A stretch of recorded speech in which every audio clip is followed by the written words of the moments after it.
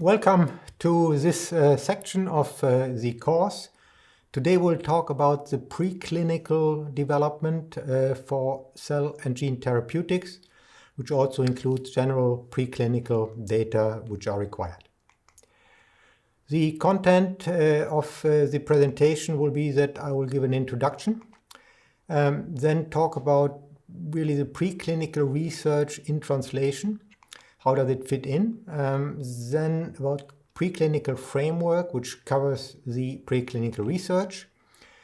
Then specific items of preclinical research like safety and efficacy tests, product and process development and quality of a clinical product, but also of a marketed product, and then some takeaway message. So where do we start when we talk about preclinical? Preclinical means that patient safety is non-negotiable, which means that always the benefit must outweigh the risk for a patient once we use the drug. And therefore we have some clear guidance from the ICH, the International Conference of Harmonization, which precisely explains patient safety and preclinical goals as characterization of toxic effects, dose-dependent and relationship to the exposure. It's about estimating the initial safe starting dose and the dose range of the product that will go into a clinical trial. We have to closely monitor parameters that somewhere predict potential adverse drug reactions. And finally, in the preclinical stage, we only can do a limited number of studies. But these studies need to be so supportive to a clinical study that within the clinical conditions of a phase 1, the safety of a patient is somewhere guaranteed. But before we start to talk about preclinical research, I think it's very important to understand the difference between the typical basic research and the preclinical research. So when we talk about basic research, is a different culture. In basic research, there is no specific requirement of what I research. I have complete freedom in my research design. I can do experimental screening, study designs. I can focus on a single endpoint, on a single observation or mechanism. It's more or less observational and selective with regard to the results and the endpoints. I want to demonstrate that a certain therapeutic item does a certain effect under a certain setting. I can be very selective in the documentation, and I can also partially report data in communication that's absolutely appropriate in basic research. Very important is that I can make claims. I can say this could be very good for disease A, B, C, D, without having sufficient evidence that finally it will work in human. It's just about knowledge generation. And this basic research completely fulfills the purpose of publication or patenting. I would always recommend first to patent and then to publish if you want to put it through a translational phase. Now, here comes the other culture, which is a preclinical research. In the preclinical research, as you saw from the previous slide on the guideline, the M3, R2, preclinical research is about demonstrating safety of the therapeutic entity which I bring into a clinical program or a preclinical program first that supports a clinical study. The principle is that we have to define precisely what the therapeutic moiety is. What is a test product? What is a clinical target? So which specific type of disease I'm going to target? And what are the expected endpoints that I would like to achieve? Secondly, we have to perform in vitro and non-human in vivo tests, which sufficiently predictive power for safety and efficacy of the therapeutic moiety and the test product, which means I need to run through this formal preclinical program to have a good understanding about the safety profile and the efficacy in a human or in a living organism. And it is an exploration must be done under very specific and sensitive methodologies. It must faithfully predict and capture any rare but critical results. So the methodology, the analytical methodology, is as important as the program itself. The second part is that in preclinical research I need to do some product and process development. What does it mean? I have to define and qualify a formulation, a dosage form, which contains the therapeutic moiety, which is then the clinical drug product. So the entire product which I would like to bring into human need to be defined and qualified.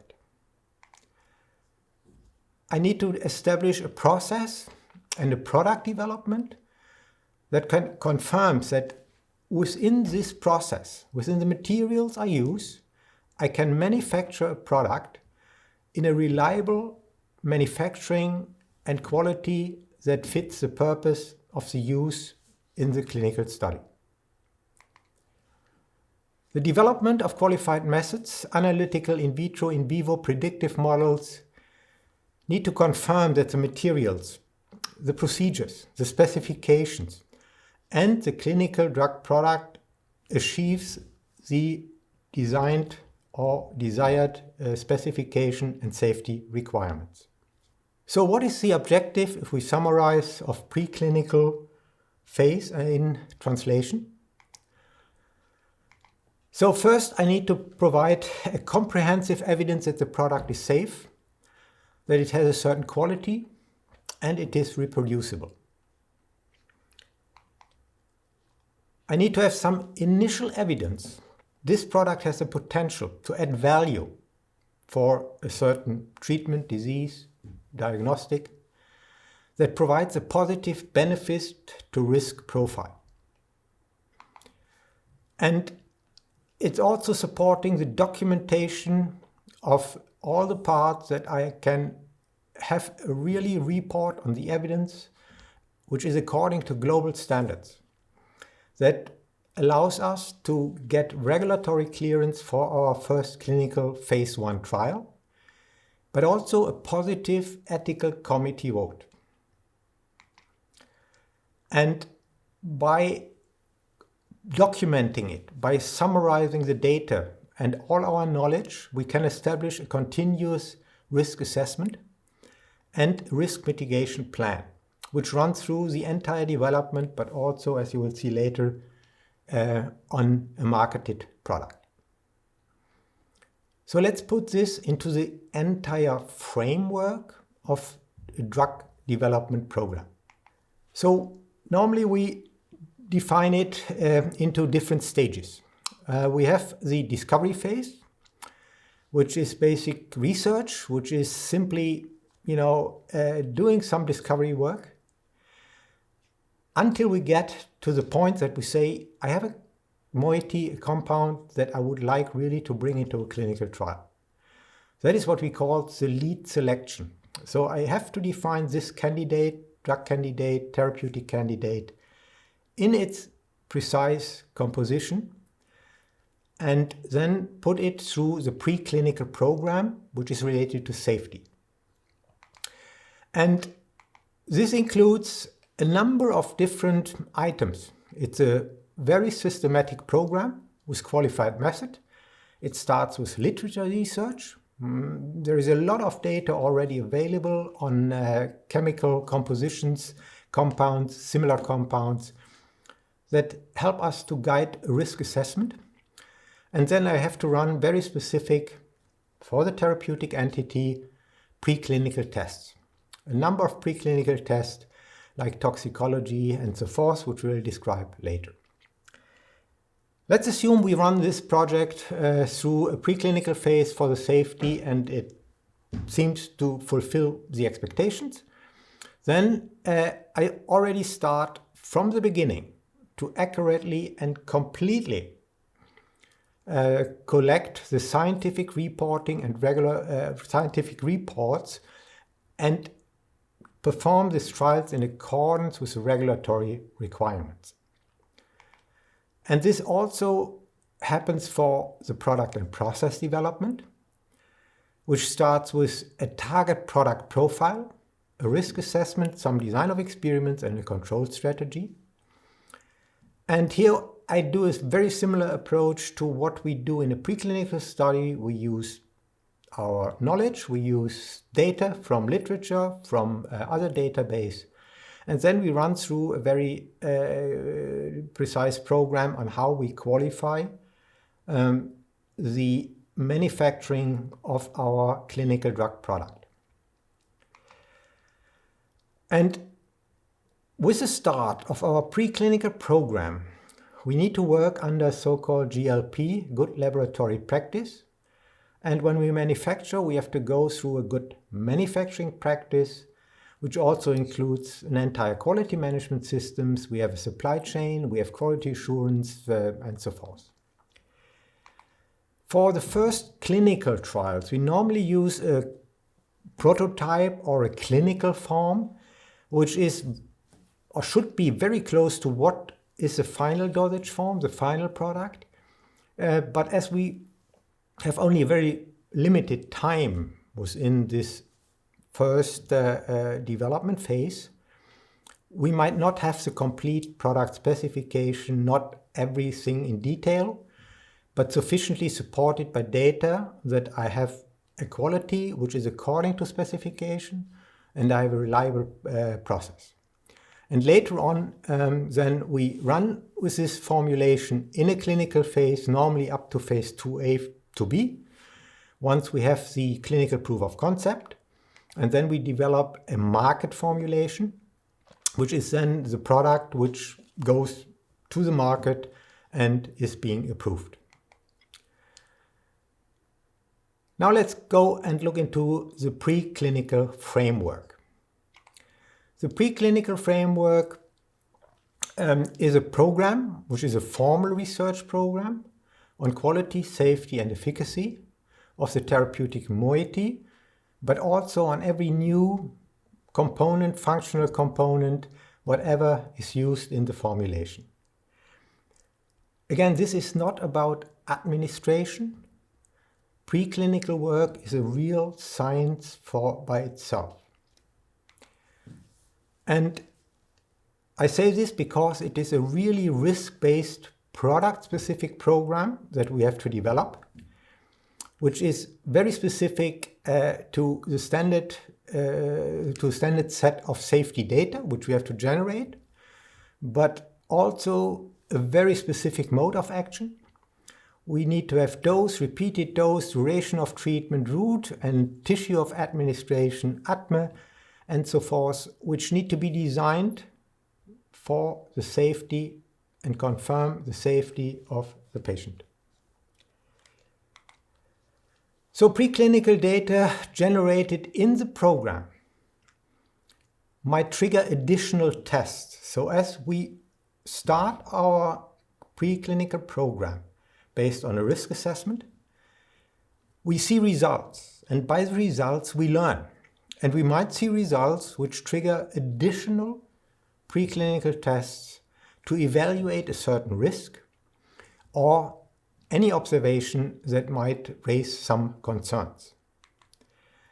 And everything what we do within this program, every test, need to be documented and performed in compliance with GLP, which means that any negative, any positive result needs equally reported, because that is a base later on to justify or to judge and interpret data we might see during this preclinical phase.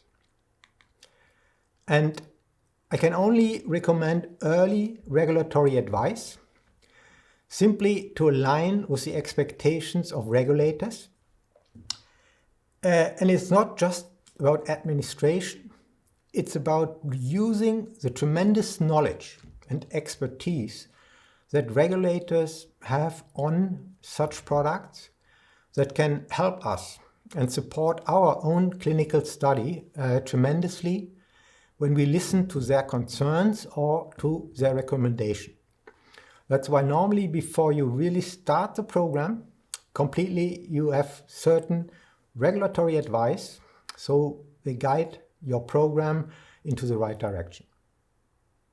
So preclinical work is always performed under GLP, and GLP is all about data accuracy. We want to make sure that there is no modification of the data, manipulation of the data, that they are completely recorded.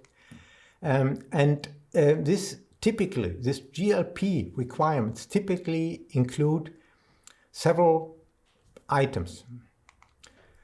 It's about the organization. It's about clearly defined responsibilities. We have an intensive quality assurance program and people who are surveying the quality requirements. We also need to have a facility where we can store, where we can have test systems, where we have reference items stored and technologies implemented, which means that we need to have equipment, we need to have regions, we need to have materials which are stored under appropriate conditions and which are also qualified and analyzed for their quality. Then we need to have a set of systems so that we can generate data on physical and chemical properties and biological properties. We also need to retain test and reference samples, items. So we need to have storage cabinets that help us later on, when we see something, to go back and reanalyze the samples to see if there was a specific specification that was different than previously used in trials or in the development. It's also that we have our standard operation procedures, so we do things in a very common, coordinated, same way. Then it's about the study performance. We have a very clear study plan and we conduct the study under the global standard conditions of studies by itself, reporting, retaining all the results. And then we need to have a good reporting of the results and also storage of the record and the reports. So now let's go a little bit more into the safety and efficacy test of the preclinical research work. So what is the objective of the preclinical safety program? I'm just referring here to the first slides on the M3R2 guidelines. So we want to obtain relevant information on the risk profile of a therapeutic moiety and on the formulation as it is to predict how it will or could impact patient safety on a short term, mid-term, but also on a long term if applicable. The preclinical program consists of standard set of in vitro and in vivo animal tests, but there are product specific ones that also need to be considered prior to start this preclinical program. It's a stepwise approach, yeah? The second or the third thing is that preclinical safety program is part of an ongoing safety assessment program, which is not starting or run only through the preclinical phase. It goes through all the clinical assessment of the development, and it continues also throughout the life cycle of the product, and it is about all other components. It's not just the safety signals of a therapeutic moiety. We have a lot of formulation components, We have impurities, we have residuals, we have specific components that need to apply to the same safety requirements than the active moiety. And it continues, as I said, throughout the product life cycle, which means that even if it is launched, we still collect all safety signals from the market through our so-called pharmacovigilance, where we look into the trajectory of a product once it is on the market. Now talk about the regulatory guidance.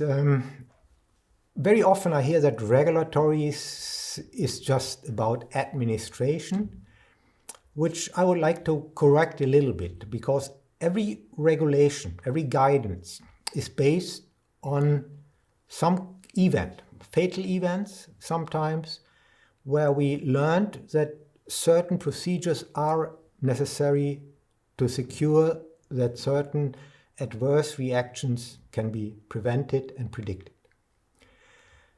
So we started a couple of decades ago to also develop guidelines on a global base.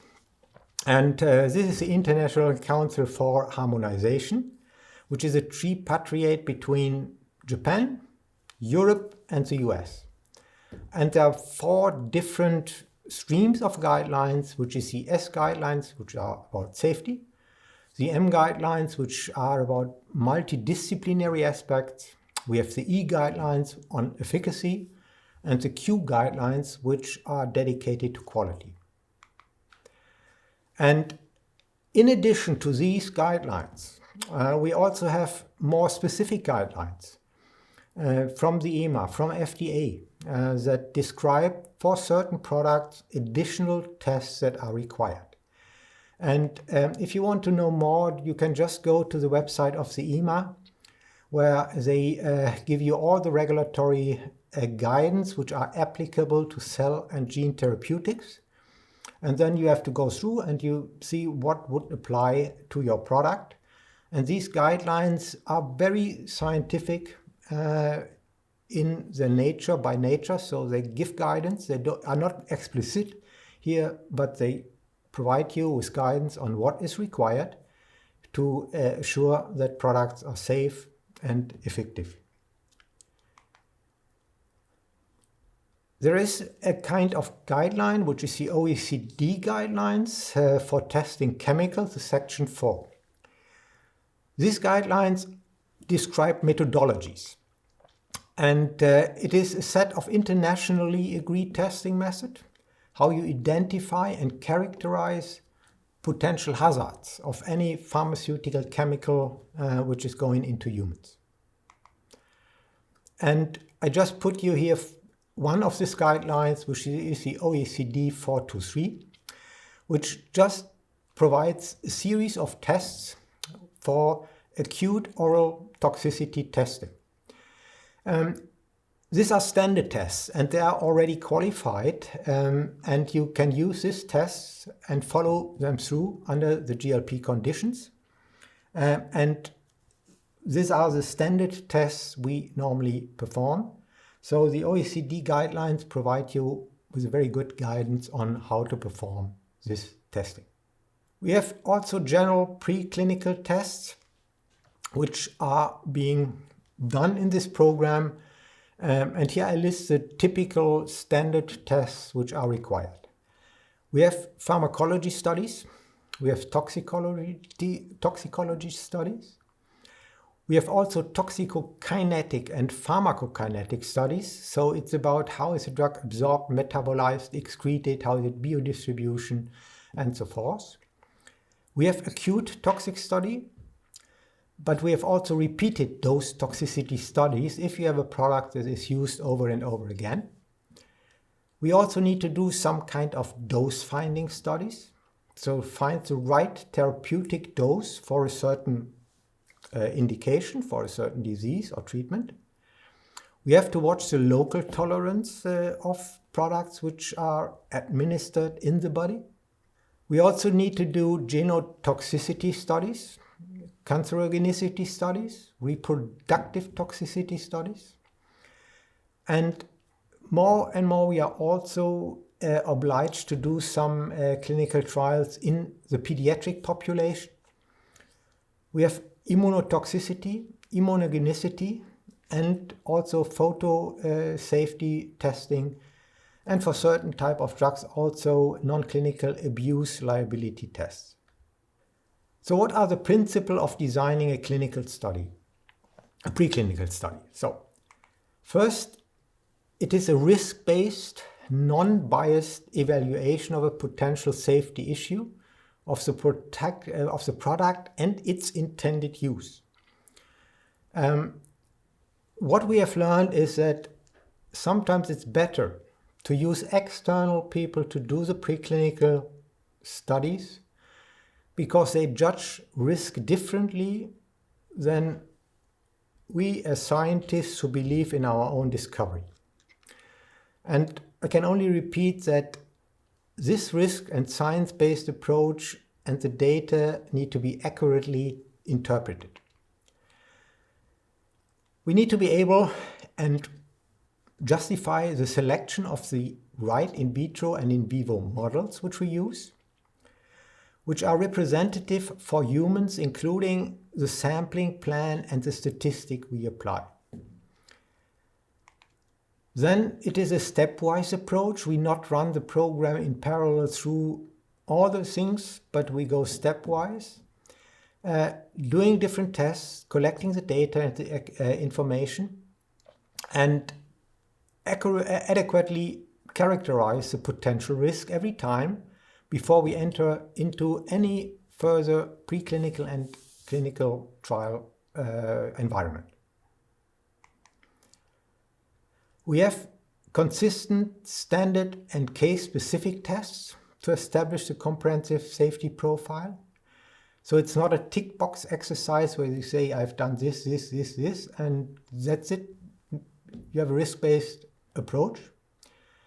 You need to know why and what you do and why you have to do certain things, so that it is really consistent in terms of standard and case-specific tests. The preclinical and clinical development is a dynamic process, which means that it requires continuously re-evaluating and adjusting the preclinical program. With every result, we learn. And if it is positive, it's also learning. If it's negative, it's also learning.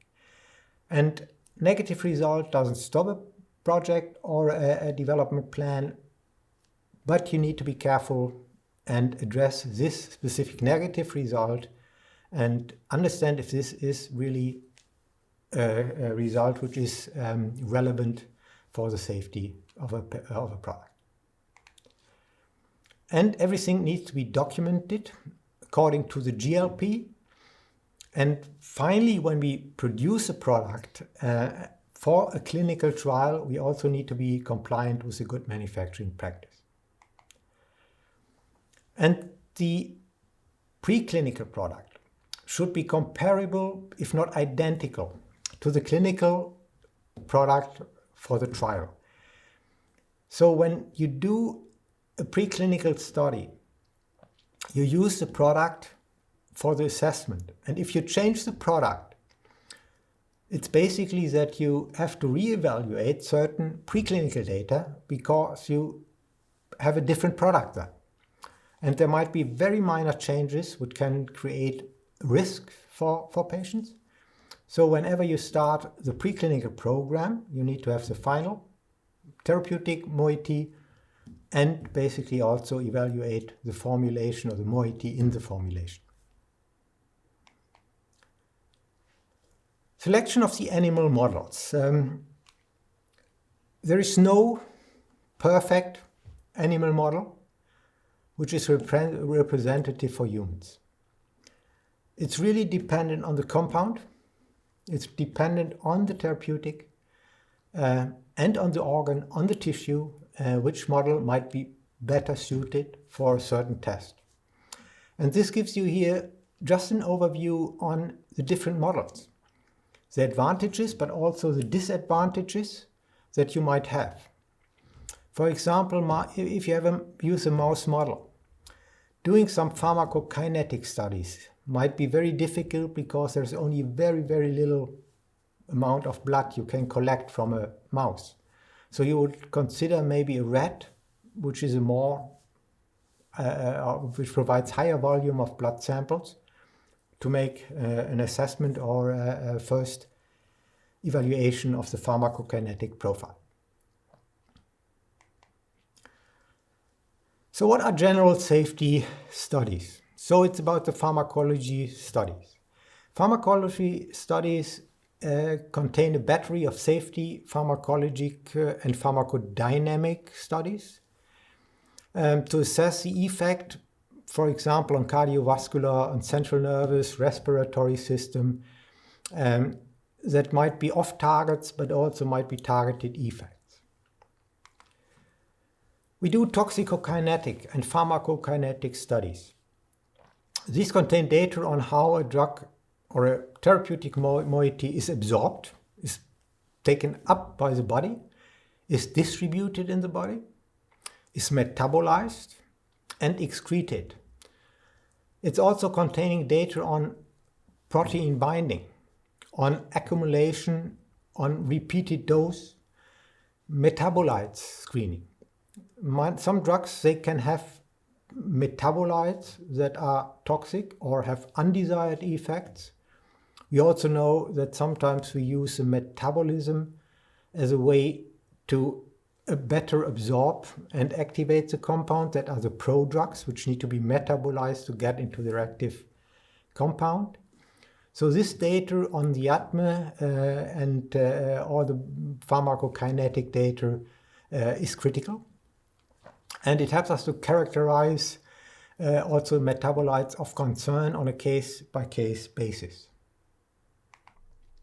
So the next part is general preclinical safety is acute toxicity. Acute toxicity is performed as a single-dose toxicity in a minimum of 2 mammalian species using the clinical as well as the parenteral route. And we do dose escalating studies to determine the high dose for toxicity tests and the maximum tolerance dose, the MTD.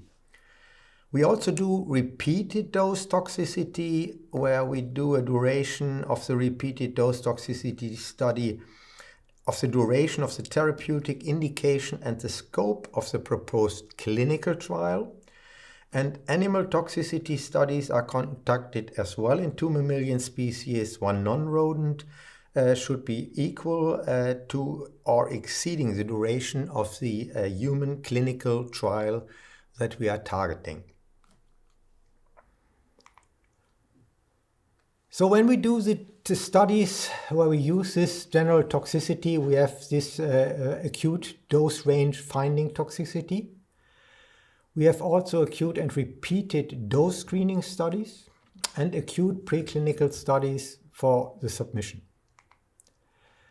So the repeated dose toxicity study, we talk about a subacute toxicity, which is evaluated within 2 to 4 weeks. Subchronic toxicity studies run over 13 weeks. Chronic toxicity studies go up to 1 year in rodents and non-rodents. So by this program, we use different species over a certain time with a very specific endpoint. Either it is a toxicity which is subacute or subchronic. Dependent on the clinical trial I want to support with this preclinical testing. Other tests might run also in parallel through to an ongoing clinical phase 1 trial in human. What are also some general preclinical safety points? Dose finding. Dose finding is a very important study because we might see in a laboratory under certain settings that a certain therapeutic compound achieves a certain therapeutic effect. We have maybe an isolated tissue, an isolated receptor where we test them on. We have a basic understanding about what is an inhibitory dose that is required on this receptor. But now we need to repeat this study in an entire living organism. So we need to find out how much of the drug do I need to dose to achieve the desired effect on my target organ, on my target receptor, or on my target tissue. And therefore I run these dose finding studies, which are also have to do with the pharmacological aspect, but also toxicological aspects. How high can I go? And we also use other items like the no observed adverse effect levels that determine in these non-clinical safety studies, that gives us an idea about how high can I go with a dose in a human study. And then the local tolerance studies. Local tolerance tests is based on the intended route of administration, except for IV, where I anyway dose it for bioavailability. If I dose a drug orally, I want to know how much is absorbed and appears into the serum, blood serum. And for parenteral drugs, then I do at least some local tolerance study at the injection sites, if this is tolerated or not, dependent on the site of administration. Genotoxicity is an assay where I'm looking into the potential risk for gene mutation to support a single dose clinical trial.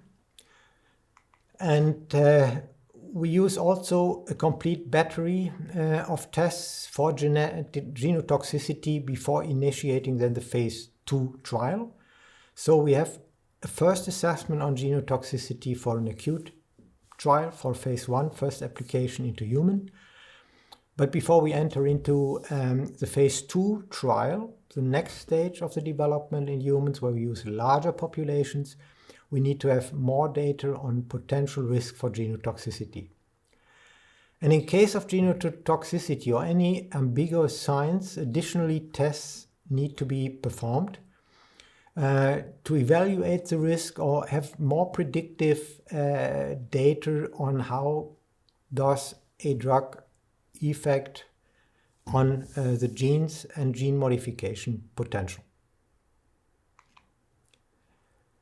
Additional tests on genotoxicity, there are a number of tests, and you see also the OECD guideline which describes these tests. They provide you with further information on genotoxicity. They are not standard, but they are used on a risk-based approach. When you see the signals, you can select additional tests which could justify or which could demonstrate that there is no gene toxicity provided by your therapeutic entity. And last not least, there is no test which gives you a 100% clear answer. And you see here the range of sensitivity and specificity for such a genomic testing. And what we do to get a better understanding or to get closer, we use different tests based on our research question and the target of our clinical product to validate a finding and get sufficient sensitivity and specificity in the data. But there is no simple test which gives us a 100% answer. So that's where really science begins to evaluate risk based on clear data and sets of methodologies to be used. Carcinogenicity studies are also performed in a preclinical trial program. In case there is a significant concern for carcinogenicity risk, studies need to be performed in clinical trials in human, otherwise before the product submission. Reproductive toxicity studies are performed in male fertility studies. that are required before I enter into a phase 3 study program. Women who are not of childbearing potential after the repeated dose toxicity studies have been performed, whereby a woman with childbearing potential, these are conducted reproduction toxicity study to ensure non-pregnancy of the woman. If we have pregnant women after all reproductive studies and genotoxicity studies and data are available, we would consider also safety studies in women. So when we do clinical trials in the pediatric population, that is now required, so-called pediatric investigational plan, which you have to submit with any new product you would like to bring on the market. If we include this patient population, which is the most vulnerable patient population, we would also do additional tests in animal species, in adult, but also in young animals. We would do some other core safety pharmacological data. We'd run also the test battery of genotoxicity, and we would use data and predict safety data from human trials. Normally, this pediatric population is always involved after the clinical studies have been done with adult population. Immunotoxicity is an evaluation of immunotoxicity also using standard toxicity studies and additional immunotoxicity studies as appropriate. These are to see if there are some immune-related signals from this test where we might see that immune system reacts to a certain compound, and then we do additional tests where we evaluate on certain immunogenicity markers in the human to estimate if there's immunotoxicity happening.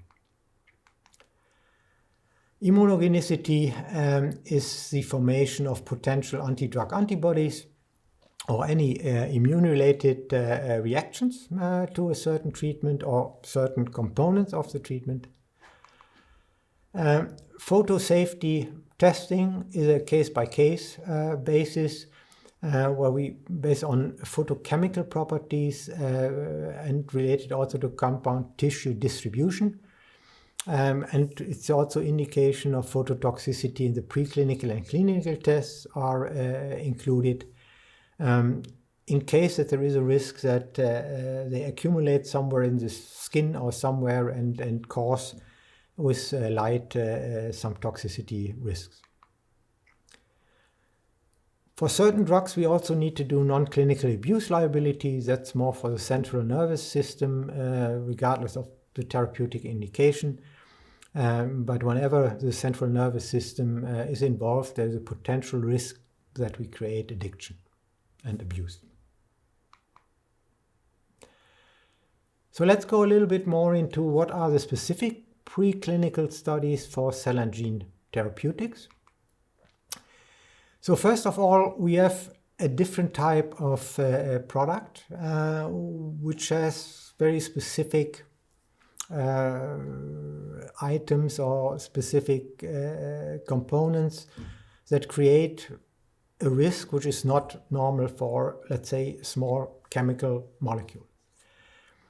So the safety evaluation of the processing and the formulation components is the non-viral components, but also the viral and non-conventional components which are used in our cell and gene therapeutics.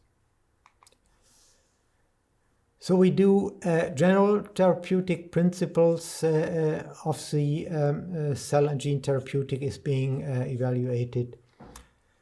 We have to do an in-depth characterization of the cell and gene therapy, the specification of the cell and gene therapeutic, but also the methodology that we use to qualify the active viral vector or modified cell, the components and the final product on its own. Very specific for than this cell and gene therapeutics. Pharmacology-wise, we do primary pharmacology and then safety pharmacology. These drugs these therapeutics are not absorbed and excreted. They might remain in the body.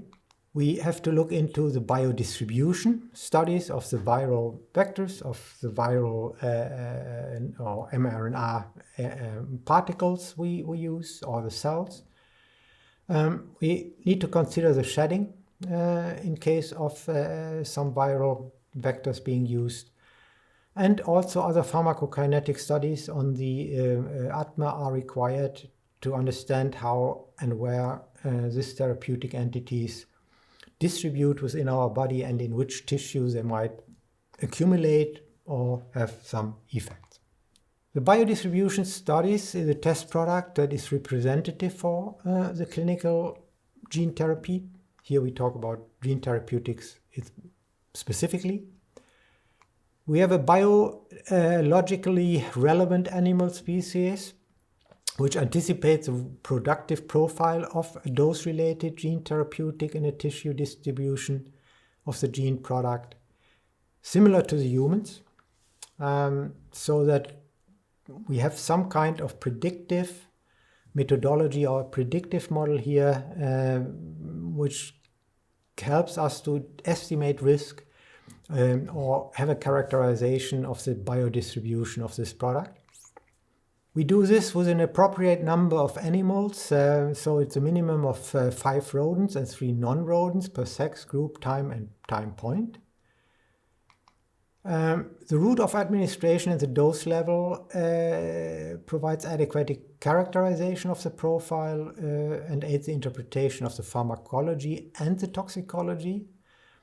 So consider that the route of administration, so where it is administered to the body, at which dose, provides you with a different profile on the pharmacology and the toxicology. And that's why we need to establish in this biodistribution study data on the exact use and dose of our test product. Then we need to define the sample collection time points that sufficiently characterize time-related product level changes. So if they remain in the body, it's not just the day of application, but we have to follow up what happens over the time, the next weeks, sometimes years. Additional studies are the sample collection in tissue, biofluids, injection site, gonads, and so on, so that we need to go beyond our administration site and see if there is any effect on other organs which might be critical. We have an extended sample collection in the periphery of the nerves, dorsal root ganglia, cerebrospinal fluid, vitreous fluid, lymph nodes, bone marrow, and so on. We have additional sampling time points for the length and the steady state of the estimated persistent, which is sometimes for a cell and gene therapy, which is a once-a-time treatment, a very long time frame. So we need to continue to monitor these patients. The first patients we include over many years sometimes. Then analytical methods for quantifying genetic materials are a number of different analytics we use. But they need to be qualified and really able to identify and quantify and qualify the gene of interest or whatever therapeutic item I use. And it's a complete and comprehensive description and justification for the method being used and why it is required, and also, why it is really having the sensitivity and the selectivity to answer the question on safety for this therapeutic. So toxicology of cell and gene therapeutic product and the components. We have toxicity study design, we have genotoxicity, insertion, mutagenicity. We have vector-specific considerations. We have tumorigenicity and cancerogenicity studies, which are specific. We have immunogenicity and immunotoxicity studies to be done, reproductive and developmental toxicity, and local tolerance toxicity in the different tissues.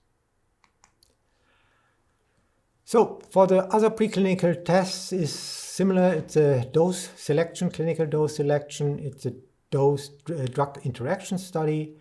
Clinical pathology and histopathology need to be done. Some molecular pathology, biomarkers, phototoxicity might also be required.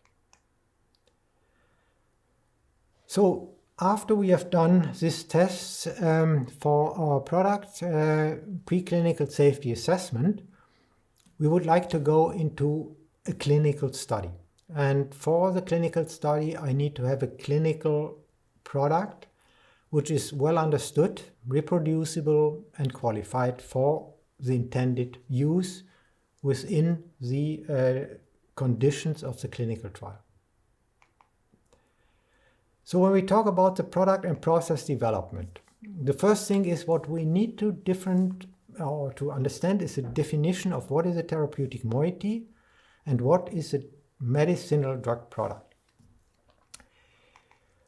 So a drug substance, therapeutic moiety, is an active ingredient that is intended to have a certain pharmacological activity or any other direct effect in diagnostic, cure, mitigation, treatment, prevention of a disease, or that affects a certain structure in our human body.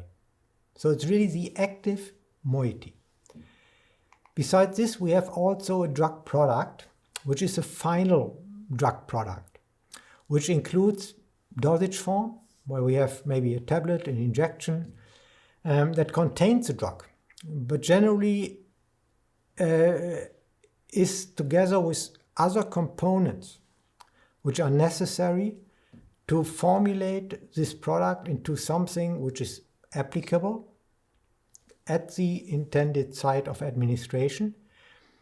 It also includes the packaging. It also includes instructions for use and everything which a user need to have to administer the product to the patient, or the patient administer the product by themselves.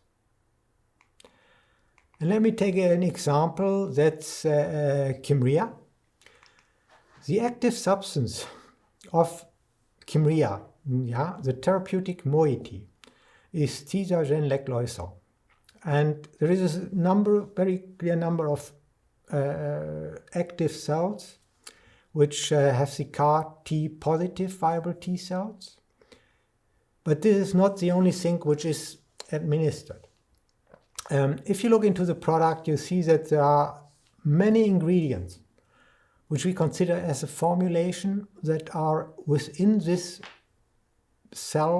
formulated cell bag, which are required to keep the cells vital and to make them applicable to humans after they have been processed.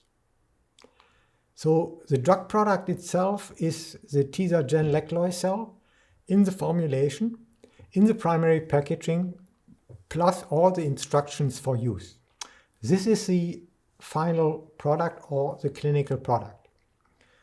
And this is what is also being developed in this preclinical phase, where I have a very clearly defined therapeutic product. How do I get there? So what is this product and process development path? So first of all, we start with what we call the target product profile. This is developed already along the preclinical safety assessment of the therapeutic entity. And it is a guidance throughout the development program. It describes the minimum set of required characteristics and the desired profile of the medicinal product for the human use. And it is developed from early onwards to be further defined, and it's always on the intended use of the product, the intended target population, what are the minimum safety criteria, what is the efficacy-related characteristics of the drug, and any other desired attributes. And we use this target product profile to plan as a planning tool and the guide for the development, that we achieve a product that has the desired characteristics that is beyond the simple active moiety. And the TPP is also a guiding document that frames the development for the final submission of the product, that assures that we have a high quality product, that it is safe, and that it is effective. And the basic requirements for the product and process development is that we achieve to have a reliable, reproducible process, equipment and process. That we have a qualified analytical method and capabilities across the supply chain, manufacturing, distribution chain, that confirm that all specifications are met for this product along the life cycle. We have to have qualified and reliable critical component and material suppliers and supplies, which means that if we get material from outside, we cannot just rely on somebody telling us, here's a certificate of analysis that's okay, this product. We need to make sure that the quality is reliable and in accordance to what we have set as a specification. There's a rational and systematic development approach, which is considered as a quality by design approach, to understand my product and my process, and I'm able to provide a product for the clinical trial that is of consistent safety and quality. This also includes the container enclosure system. It seems trivial, but it's a huge challenge on container enclosure systems because they are not inert. They interact with the product and they are required for primary packaging, for protecting a product, and also for administering a product in a clinical setting.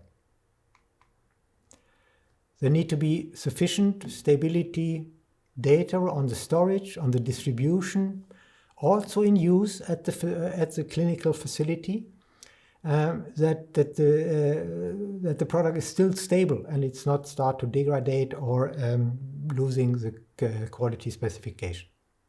What is a quality by design approach?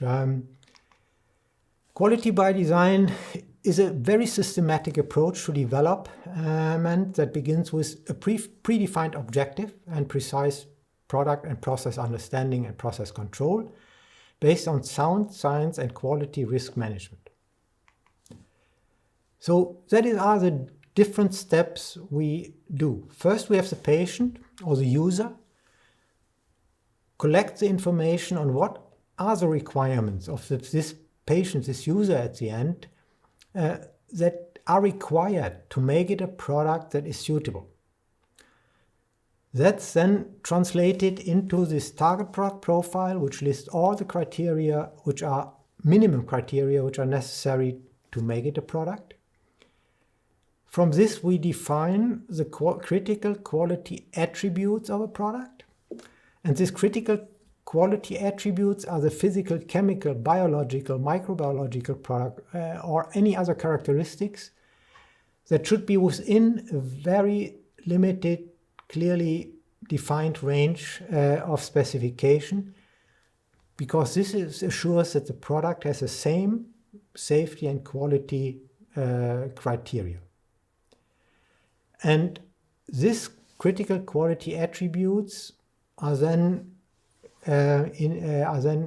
correspond to some critical process parameter during the manufacturing, which might influence the critical quality attributes, And this finally then leads us to what we call the design space. This gives us an area where we can manufacture the product very consistently, reproducible, and with a good set of understanding and knowledge according to the specification. So the critical process parameter are the process parameters where we have where we know some variability, but this variability does not impact the quality of the final product. So let's understand the way how regulators would like to see this, or how we use it. We have the target product profile. Then we have our therapeutic moiety, and we have a lot of knowledge which we use then to say, how are we going to formulate this? How are we going to make a product out of it? And then we propose a certain manufacturing process. Normally we have already some kind of formulation process developed in our academic environment, but we have never run through a really target product profile assessment, establish the drug property profile, take a look, and get to a proposed formulation. But when we have this proposed formulation, we do the risk assessment. The risk assessment is critical to go through the entire process, through all materials and all environmental factors that might have an impact on our quality.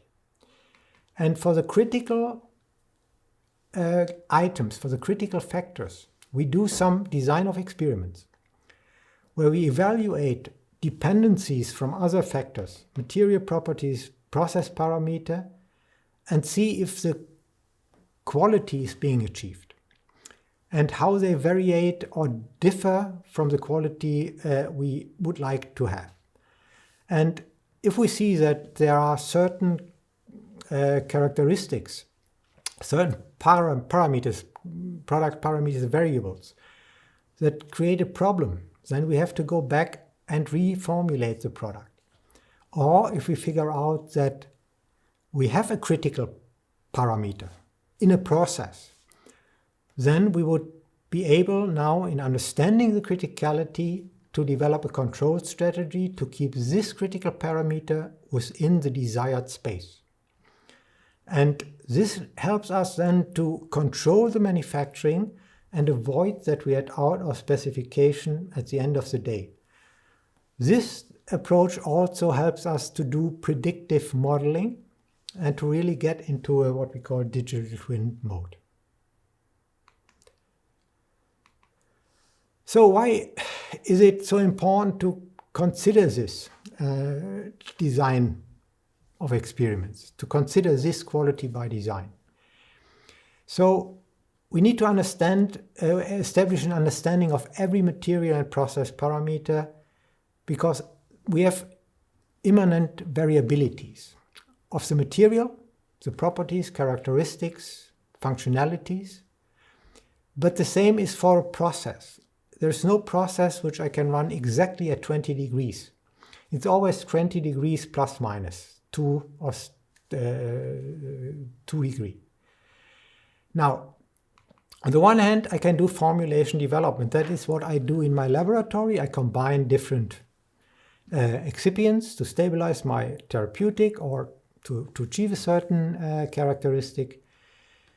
But every material that goes into a process is changed by the process. And the process is also changed by the material I bring in. So we have to consider a formulation and a process development. And what is our challenge is to understand the critical interface. Which material properties are critical? Which process characteristics are critical? In order to get a really quality monitoring and assurance throughout the manufacturing, because I control the critical material attributes, the critical process parameter, and finally achieve a consistent quality of the product.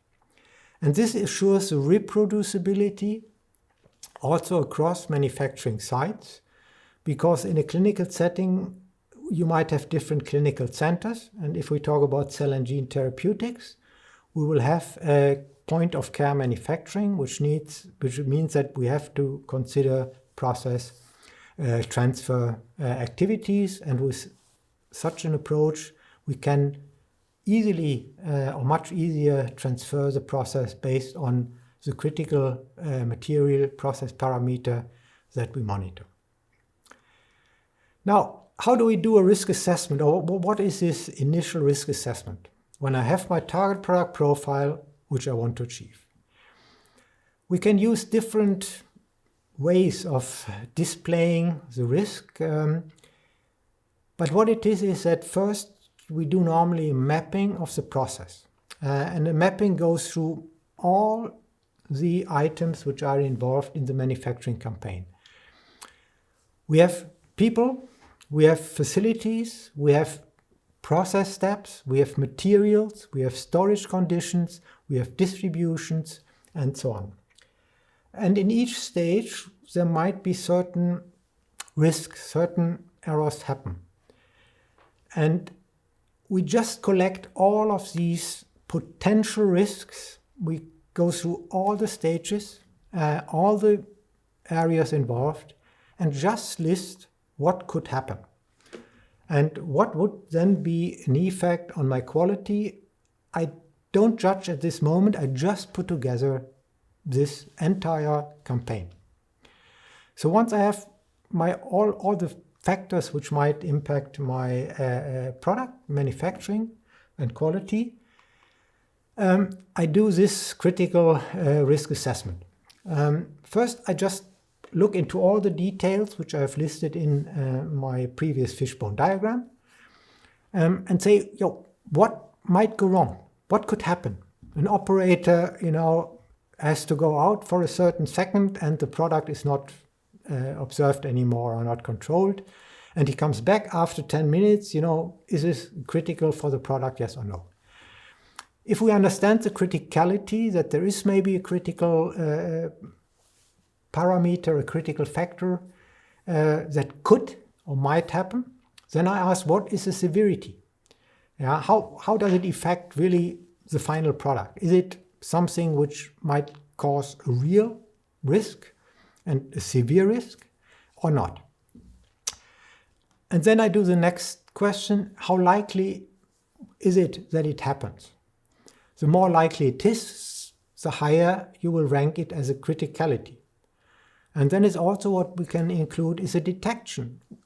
When I see immediately that something went wrong, the risk that this goes into a patient is minor, even though the product might be destroyed. But if there is something which I cannot detect easily, then there's a high risk that a severe modification can go into the patient. That is a point where I rank then every item, every potential risk factor according to the criticality. And what comes up with is like we have here in one study, you just look to the critical process parameter that affect the removal of empty capsids, is that all the process parameters of anion exchange chromatography were listed. That they run through risk assessment for the anion exchange chromatography.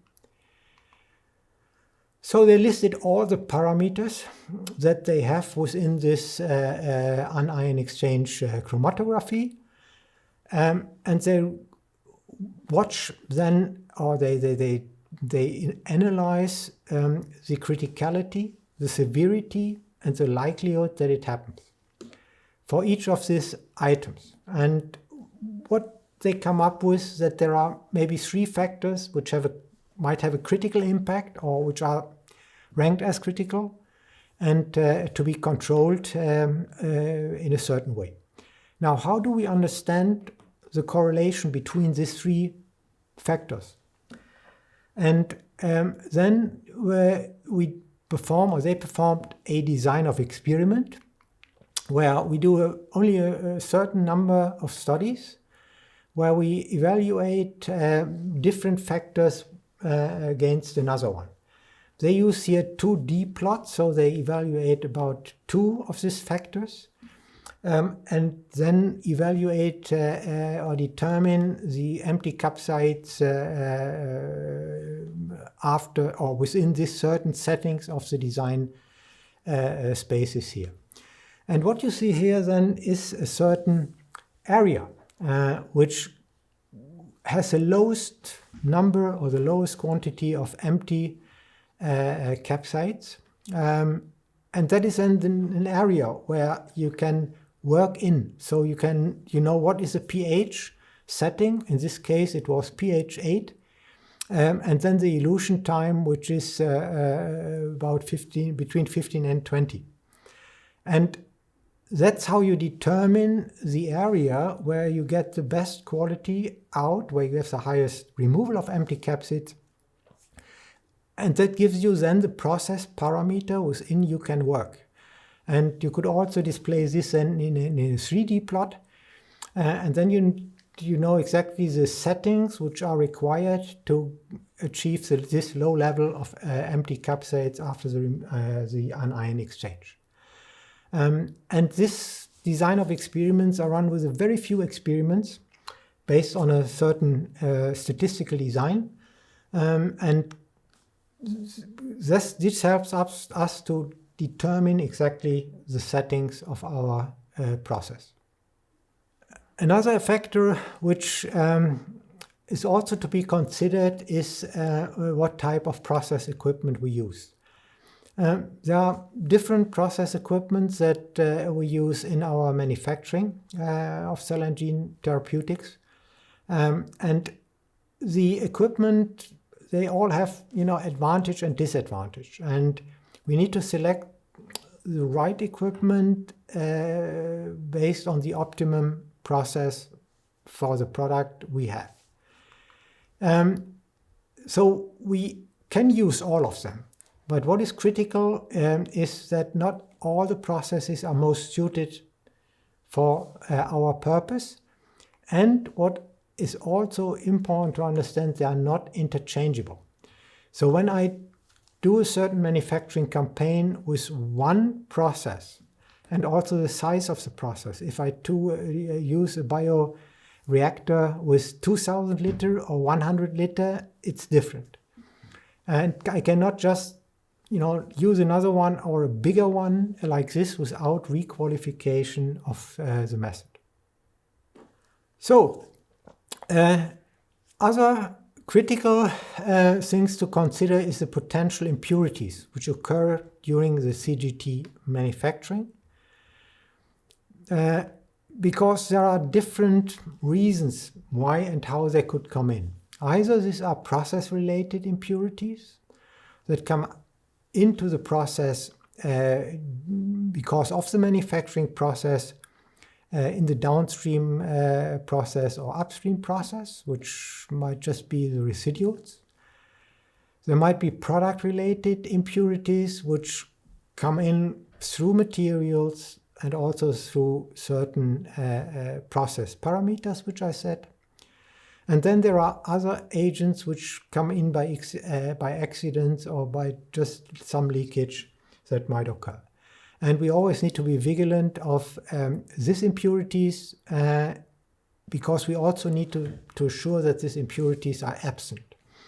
So preclinical work also means that we consider potential impurities and we measure these impurities in our development program. Also to the analytical methods, here's just a list of different analytical methods which are used in biophysical characterization of viral vector attributes. Also here, there is not a single analytical method which gives us the answer for our product. So we need to qualify and select or determine first of all the right method for the specific characteristics which are the critical quality attributes. Then we have to qualify the method for the specific attribute for the clinical purpose. So in the first clinical trial, the method needs to be qualified. And then later on, we need also to validate this method for the specific attribute at a later stage. And validation is an intensive program that considers more than just a qualification of a method, which is more or less dedicated to answer the specific quality criteria of my component which I want to measure. And then we go into a clinical manufacturing, and that is coming now to the end of this program, because the preclinical phase should end up with a clinical product that is ready to go into a clinical trial. And therefore we need to do clinical manufacturing. And clinical manufacturing is being done under the so-called GMP and GMP compliance. And GMP is close to GLP, but it focuses more on the manufacturing side. And in order to be able to manufacture a clinical product, we need to have clear procedures. That means that we have SOPs, we have analytical methods established for our campaign. We have a flowchart that describes all the processes and steps that a product is going through, not just the operational phases, but also the intermediates and the in-between stages. We have a clear material and final product specification sheet. So every target, we have a sheet where we say that is a target of the characteristic, and then we have a test result. So we test these critical attributes, and we do not just rely on a certificate of analysis. Then we need to have an operation sheet where we have all the operation instructions, the tasks, the sampling, what the manufacturing has to do during this campaign. And then we have also a manufacturing sheet where we include all the verifications, all the controls, and record this in a single document, which is called the manufacturing sheet. And finally, the clinical manufacturing infrastructure is required for this. We have this product-specific GMP certificate, which means that a manufacturing site is not per se GMP approved for all products, but we have a GMP infrastructure which allows us to manufacture products and then request a specific GMP license for this product. And then we have a responsible for the qualification, which is a qualified person, which is independent from the manufacturing and releases the product for the clinical study and the campaign. So what are the takeaway message on this lecture here? First of all, the preclinical program is a formal risk and science-based program. It is performed according to GLP or GMP, which are global standards. We evaluate the active ingredient safety profile before we bring it into human. This is the most important thing, that we have to do this work. We cannot rely on our hopes and hypes. We have to establish a comprehensive target product profile with qualified analytic methods.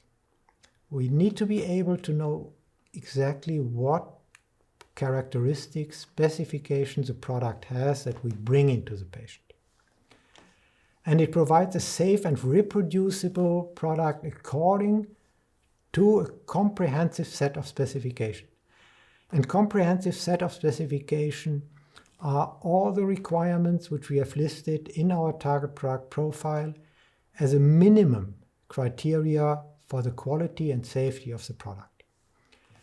And then we use this also to build sufficient knowledge on the potential remaining risk to build a risk mitigation plan. Because as we saw in the first slide on the M3R2 guideline, we can only generate a limited number of safety data and product characteristic data in the preclinical phase. So we will continue to collect data on the safety, but at least before we go into humans, we have a certain potential remaining risk understanding, so that we can have a risk mitigation plan and prevent that a clinical study ends up in a fatal reaction. And the goal is to assure patient safety during the first clinical trial and beyond. And I think that we would all agree that nobody would be a volunteer for a product which has never been tested, which does not have any further information about safety and quality. And the preclinical safety program is essential before considering any use in humans. There's no way out, there's no special way for academics or clinicians. It is a global standard that we need to have essential considerations on the clinical safety, quality of the product, and consider then the risk to benefit for a patient. So safety is non-negotiable, and I thank you for listening. And if you have any questions, just send me an email. Thank you.